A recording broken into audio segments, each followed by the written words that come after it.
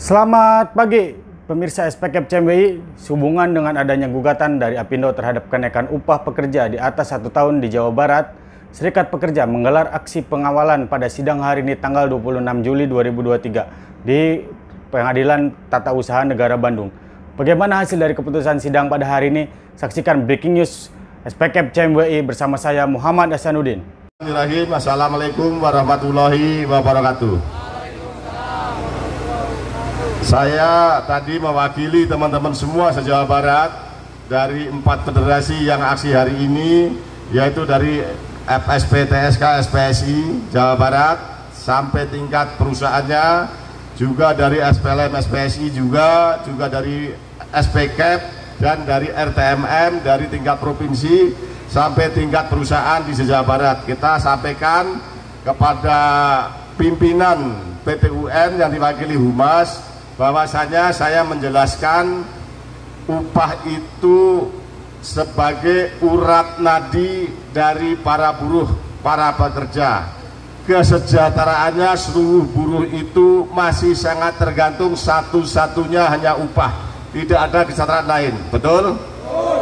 Dan upah itu dijamin oleh Undang-Undang Dasar 1945 yang menyatakan, kurang lebih saya sampaikan, bahwasanya setiap orang berhak untuk mendapat pekerjaan dan upah yang layak, dan diturunkan Undang-Undang 13, diturunkan ke Permen dan sebagainya. Tapi belakangan ini didegradasi. Kalau bahasa saya sampaikan apa adanya ya, kalau bahasa saya sebagai orang-orang asli di lapangan, upah buruh itu dirampok. Bahasa kasarnya begitu. Tapi kalau bahasa halusnya dikebiri, didegradasi, lebih keren lagi. Tapi didegradasi itu sama aja dirampok sebenarnya, kan gitu. Dengan sistem, dengan undang-undang Omnibus Law yang musuh seluruh kaum buruh, betul? Itulah biang keladinya, itu biang keroknya. Bagaimana tidak? Sebelumnya upah itu ada 5: upah minimum provinsi, upah minimum sektor provinsi, upah minimum kota kabupaten, upah sektoral kota kabupaten, dan struktur skala upah. Yang terakhir ini sampai hari ini mayoritas perusahaan tidak menjalankan, betul? Nah, karena dulu saya bilang upah sektoral itu oleh Permen 1 1999 dinyatakan upah sektoral itu minimal 5%. Itu dirampok, dihilangkan, didegradasi dengan undang-undang Ciptaker ini. Nah, karena seperti itu, akhirnya buruh minta solusi kepada Gubernur Jawa Barat. Akhirnya keluar keputusan gubernur yang menyatakan ada upah di atas 1 tahun. Tadi saya katakan, Pak Hakim, Pak Pimpinan, bahwasanya buruh ini anaknya mau 1, mau bujang, punya istri, punya anak 1, mau 2, mau 3, mau 1 tahun, mau 2 tahun, mau 3 tahun, mayoritas terutama yang nggak ada serikat pekerjanya, upahnya sama, upah minimum, betul? Saya sampaikan, saya nggak berbohong, saya sampaikan seperti itu. Nah, dengan demikian kami akhirnya minta gubernur ada solusi supaya upah kita itu nggak dikurangin, tidak stagnan, supaya ada kenaikan tiap tahun. Nggak mungkin orang bekerja upah nggak pernah naik bertahun-tahun, upah minimum terus, nggak mungkin.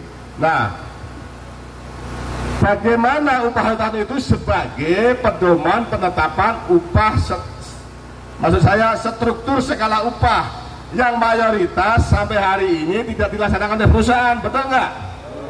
Nah, akhirnya sampaikan, akhirnya gubernur mengeluarkan upah di atas, keputusan gubernur upah di atas 1 tahun yang digugat oleh Apindo sejak tahun lalu.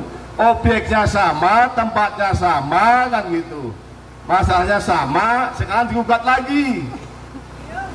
Yang kedua sudah diterapkan, sudah dijalankan mayoritas perusahaan di Jawa Barat upah dah tahun itu. Kalau putusan PT UN Bandung ini tidak menolak gugatan Apindo, pertama yang sudah teman-teman terima hari ini sudah dijalankan, kemungkinan besar harus dikembalikan. Pertama itu, yang belum naik masih alot, nggak bakal naik, sehingga kesejahteraan kaum buruh akan terdegradasi.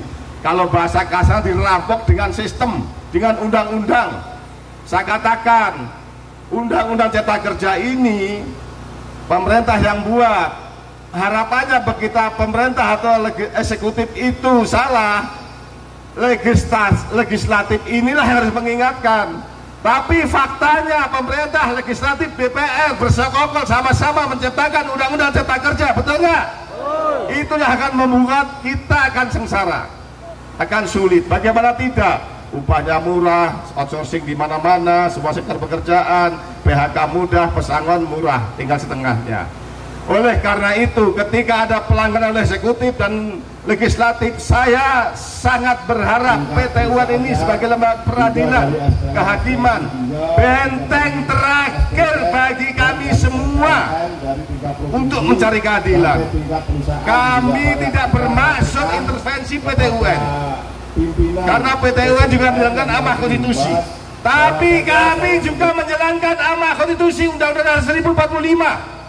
Terutama lebih spesifik adalah Undang-Undang nomor 21 tahun 2000, yaitu Undang-Undang tentang serikat pekerja, serikat buruh, yang tugasnya harus memperjuangkan, harus melindungi, harus membela hak dan kepentingan kaum buruh. Sekali lagi mohon maaf, pimpinan PT UN, kami tidak intervensi. Kami menghormati independensi hakim. Tapi kami berharap hakim ini benar-benar independensi, tetap menegakkan keadilan untuk semua. Karena ini piranti organisasi kita jalankan, jadi itu saya sampaikan. Cuman saya nggak seperti orasi sampaikan dengan santun, karena argumensi kan gitu. Karena ini tambah orasi, ya harus menggebu-gebu. Tapi intinya sama, substansi sama, itu yang sampaikan. Akhirnya baik. Bapak-bapak semua yang hadir di sini, luar biasa SPSI ini aksi damai menyampaikan aspirasi dengan santun, dengan indah. Kami akan menyampaikan kepada pimpinan PT UN, tapi jangan diterjemahkan bahwasanya ini mengintervensi. Bukan intervensi, tapi menyampaikan aspirasi sebagai mana koridor demokrasi yang diatur oleh Undang-Undang Dasar 1945 dan turunannya.